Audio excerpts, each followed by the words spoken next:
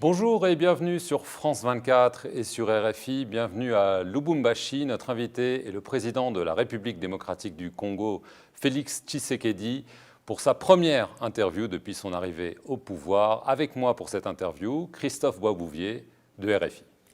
Monsieur le Président, bonjour. Bonjour, Monsieur Boisbouvier.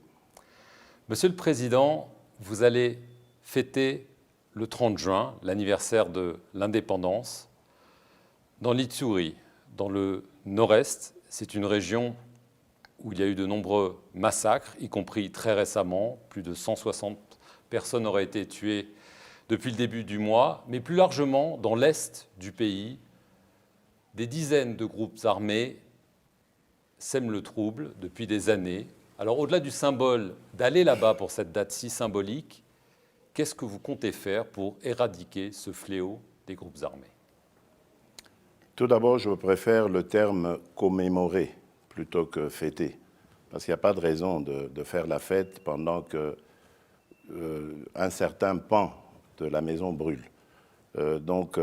Ici, il y a lieu d'aller vers ces populations de nos compatriotes qui sont en détresse pour le moment, et le but est de les réconforter, bien entendu, mais aussi de leur apporter des solutions. Et les solutions ici, je les vois à trois niveaux. Il y a d'abord le renforcement des capacités de nos forces de sécurité et de défense. Ensuite, il y a l'encouragement à avoir des dialogues intercommunautaires parce qu'il y a des causes endogènes et exogènes à ce conflit. Et puis, il y a cette diplomatie régionale que j'ai entamée depuis mon accession au pouvoir pour régler la question au niveau régional parce qu'il y a aussi des implications régionales dans ces conflits dans mon pays. Alors en avril et à nouveau ces derniers jours, l'organisation de l'État islamique en Afrique centrale a revendiqué des attaques dans la région de Béni. Est-ce que vous confirmez que Daesh opère sur le territoire congolais et est-ce que vous avez obtenu de la part des Américains, lors de votre visite à Washington, un soutien opérationnel? En tout cas, selon les renseignements en notre possession, les ADF se sont inscrites dans cette logique terroriste prônée par l'État islamique. Donc oui, je confirme que les ADF sont un mouvement terroriste, islamiste, dangereux à la fois pour nous, pour le Congolais, mais également pour toute la région, parce qu'il y a comme une sorte de syndicat du crime, du terrorisme, avec les Chebab et les Boko Haram qui ne sont pas très loin. Donc ça, c'est clair. Et nous avons l'appui des États-Unis là-dessus, mais pas seulement, de toutes les autres nations qui forment l'organisation internationale contre le terrorisme. Le Congo en fait partie depuis mon passage à Washington parce que j'avais demandé évidemment la solidarité de toutes ces nations qui font face au terrorisme. Il y a des Américains au Congo aujourd'hui pour aider les FARDC. Bon, ça c'est pas une question qui pourrait, à laquelle je pourrais répondre. Mais ce qui est vrai, c'est que j'ai le soutien des États-Unis et de toutes les nations qui sont contre le terrorisme, qui se battent contre le terrorisme. Alors vous avez parlé de l'importance de la coopération régionale pour combattre évidemment le terrorisme, mais aussi ces nombreux groupes armés. Il y en a plus de 70 d'après l'ONU, rien que dans l'Est. Alors il y a un pays important dans ce cas-là, c'est le Rwanda. Le président Paul Kagame est venu aux funérailles de votre père. Il y a une question qui se pose. Y a-t-il déjà des troupes rwandaises qui opèrent sur le sol congolais avec les forces nationales pour lutter contre ces groupes armés? Ah ça non, je ne crois pas que nous ayons besoin d'en arriver là. Non, je ne pense pas.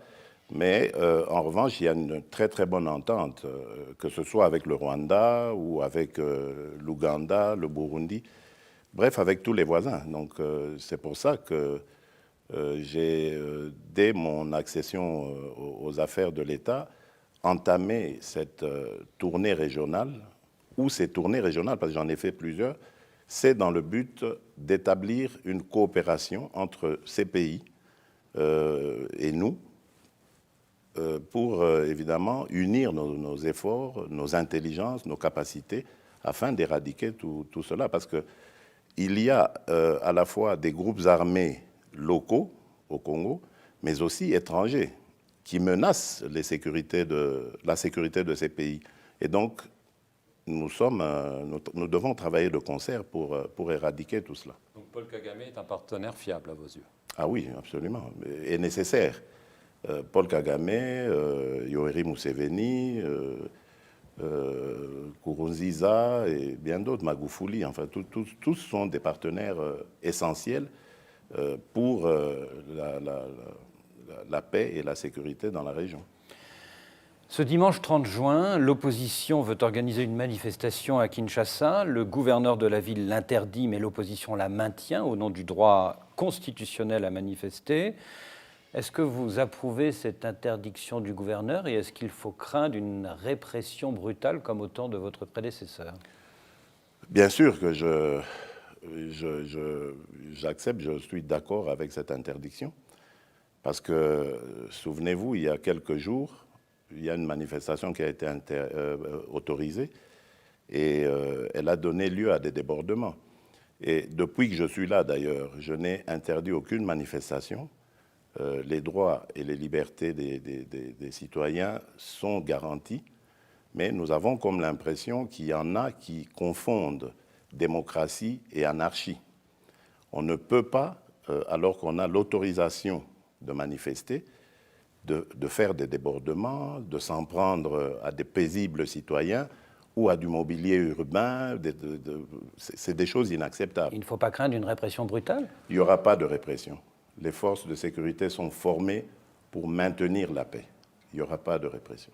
Alors cette marche se veut une protestation contre l'invalidation par la Cour constitutionnelle de l'élection de plus de 20 députés de l'opposition au profit essentiellement de candidats de la majorité. Vous avez reçu le président de la Cour constitutionnelle il y a peu. Vous lui avez demandé de réexaminer cette décision. Il semblerait que certains pourraient être repêchés, mais pourquoi pas tous? Écoutez, d'abord, j'aimerais dire ici que je ne m'immisce pas, je ne dois pas m'immiscer dans la justice, le fonctionnement de la justice. La justice doit être indépendante, elle ne doit pas subir de pression. Lorsque j'ai reçu le président de la Cour constitutionnelle, c'était pour en savoir plus sur ces arrêts qui étaient pour certains scandaleux. Et j'ai eu l'explication qu'il fallait. Je lui ai fait part de ma façon de voir les choses, parce que, après tout, je suis aussi un citoyen. Et j'ai eu la réponse qu'il fallait, c'est-à-dire il y a au sein même de la Cour constitutionnelle une procédure en réparation d'erreurs matérielles, comme ils disent. Donc certaines de ces invalidations vous paraissent scandaleuses? Ah oui, il y a eu des choses inacceptables. Alors, certains y voient une manœuvre du camp FCC de Joseph Kabila pour vous affaiblir. Et votre ancien camarade de l'opposition, adversaire malheureux, le 30 décembre dernier, Martin Fayoulou, dit même que vous êtes devenu une marionnette de Joseph Kabila. Bon, vous savez, en politique, lorsque vous avez un certain statut, et c'est le cas avec moi, je suis le président de la République, je dois accepter les bons points comme les mauvais points. M. Fayoulou a le droit de s'exprimer à partir du moment où il ne diffame pas. Il a le droit de s'exprimer. Nous sommes en démocratie, en tout cas nous essayons de l'être. Moi, je ne pense pas que je suis une marionnette. J'ai privilégié, et ça il faut le dire, la stabilité de l'État. Nous sommes dans une alternance qui s'est historiquement bien déroulée. Je crois qu'il faut préserver la paix et la stabilité du pays. Et c'est peut-être ça qui fait dire à certains que je suis une marionnette, parce qu'ils espéraient peut-être qu'il y ait du sang, qu'il y ait de la violence, comme nous avons toujours été habitués depuis nos années d'indépendance. Mais cette fois-ci, mal leur en a pris, parce que il n'y aura pas de sang, il n'y aura pas de violence. Donc les choses devront se passer normalement, et bon, voilà. que je peux dire. Alors, à l'origine de ces tensions, il y a évidemment le scrutin présidentiel controversé. Alors, certes, la Cour constitutionnelle vous a proclamé vainqueur, mais la conférence épiscopale, la CENCO, forte de ses 40 000 observateurs, ainsi que des données attribuées à la commission électorale elle-même, ont donné Martin Fayulu largement vainqueur. Est-ce que vous comprenez que, du coup, la proclamation de votre victoire soit toujours si controversée? Je ne le comprends pas, d'abord parce que ce que vous dites de la CENCO n'est pas vrai. La CENCO n'a jamais démontré ce qu'elle a avancé. Il y a eu prétendument, il y a eu prétendument, il faudrait lui poser la question, il y a eu prétendument 44 000 observateurs de la CENCO, ce qui n'est pas vrai, puisque la CENI n'en a accrédité que 17 000. Et le jour même du scrutin, il y en avait 5 000 qui avaient été, un peu plus de 5 000, qui avaient été répertoriés sur l'ensemble du territoire. Donc ça veut dire que les chiffres que la CENCO donne, ou si elle les a réellement donnés, sont sujettes à caution. Ensuite, le candidat malheureux lui-même a eu mondialement l'occasion de démontrer qu'il avait raison, devant toutes les caméras du monde. Il n'a pas réussi à le faire. Pour moi, c'est passé. Aujourd'hui, d'ailleurs, je suis en très bon terme avec les évêques de la CENCO, et ils ne sont plus revenus sur cette affaire.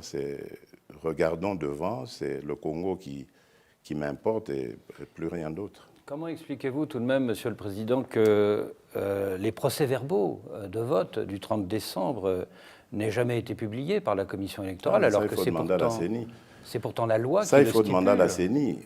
Nous avons nos propres PV, je vous l'ai dit, nous les avons confrontés avec ceux que certains observateurs de la CENCO avaient. Donc, nous, en tout cas, nous avions nos chiffres, nous étions prêts à aller partout et nous avons été à la Cour constitutionnelle avec ces chiffres-là. Nous avions attendu le contraire, il n'y a pas eu.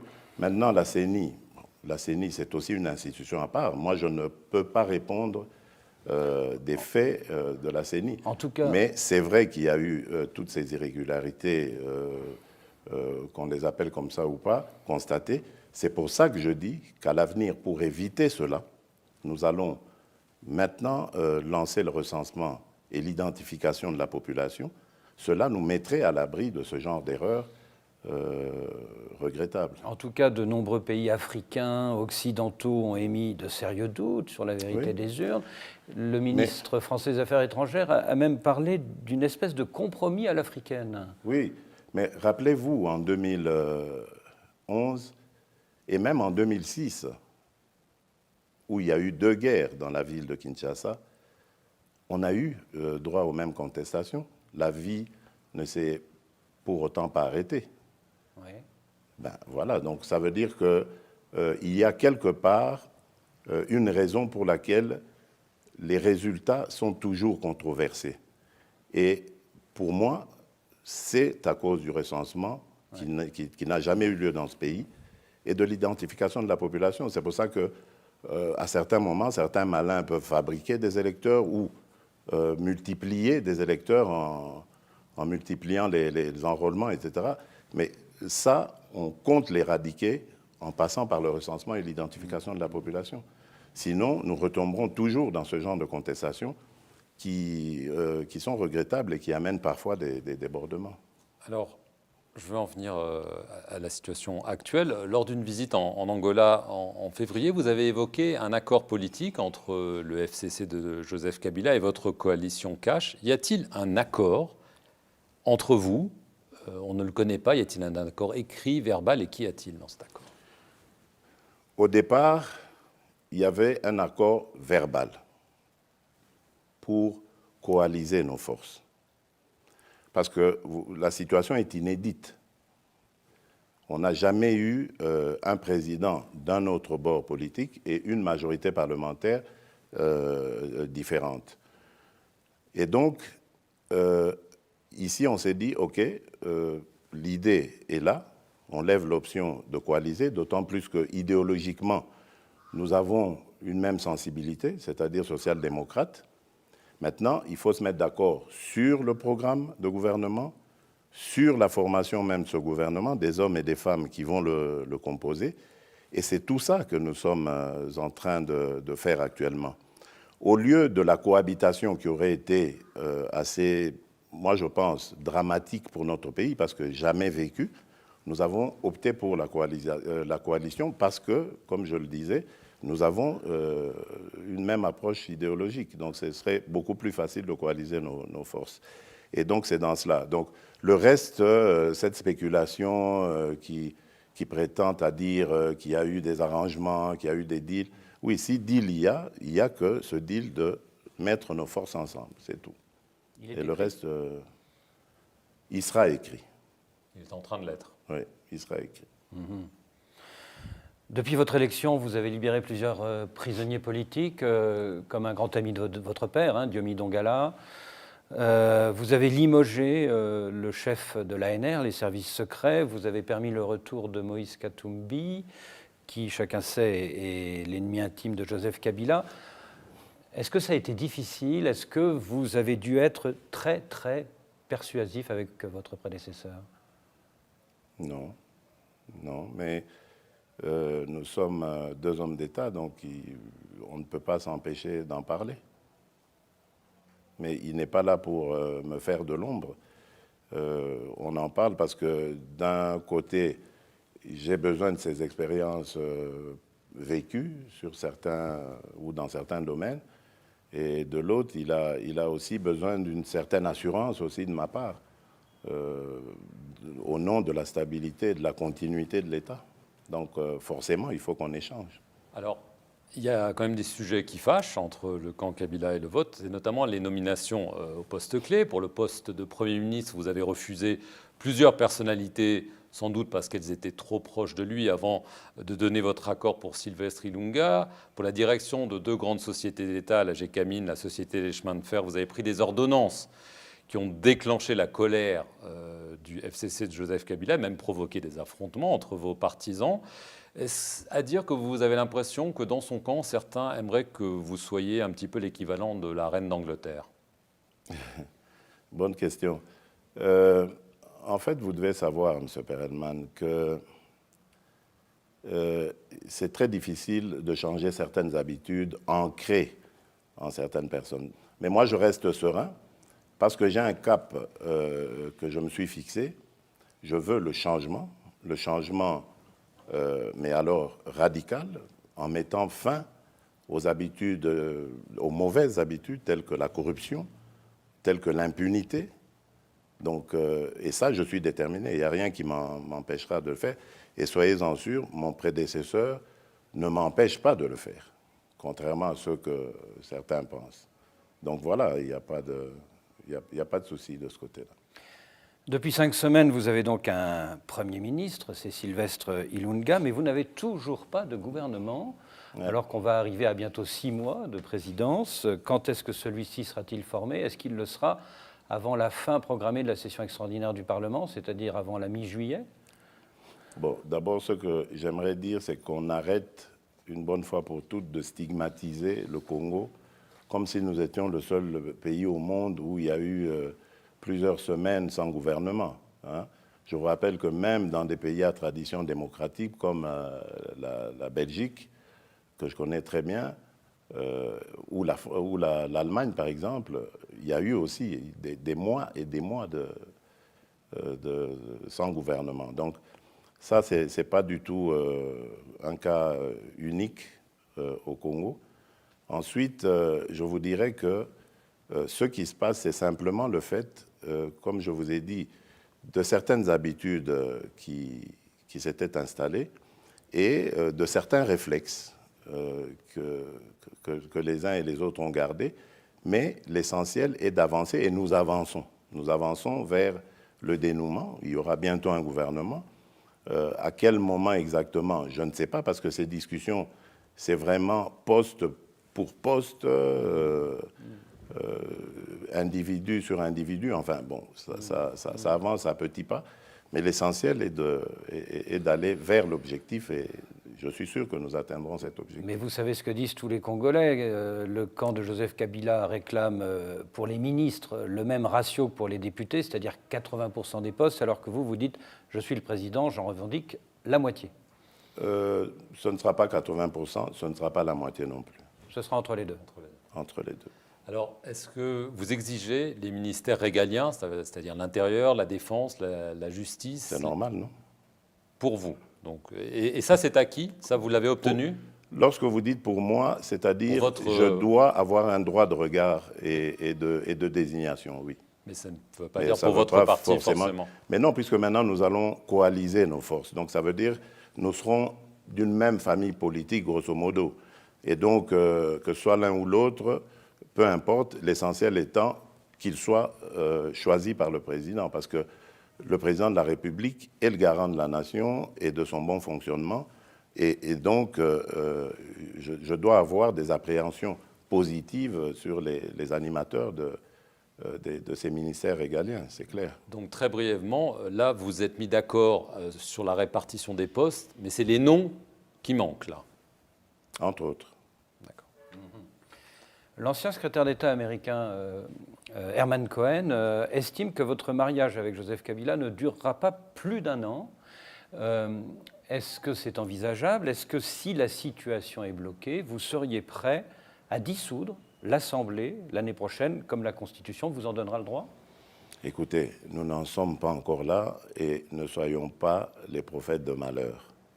Moi, je souhaite tout le bien possible à mon pays et ce scénario, je ne l'envisage pas du tout parce que je crois que nous sommes entre compatriotes et nous voulons, je pense encore là, le bien de nos compatriotes, de notre peuple.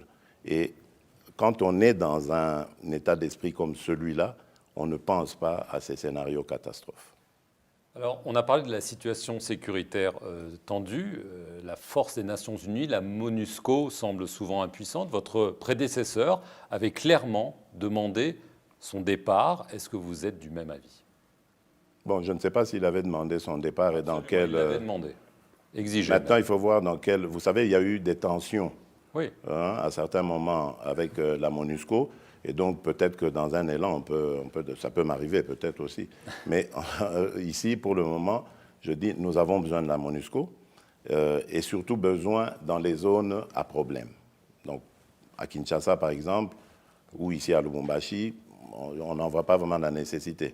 Mais par rapport à ce qui se passe à l'Est, par moment, et je vous ai dit ici, je vous ai parlé de renforcement des capacités de nos forces de sécurité et de défense, la MONUSCO est un partenaire essentiel, comme la brigade d'intervention composée de la Tanzanie, de l'Afrique du Sud et du Malawi.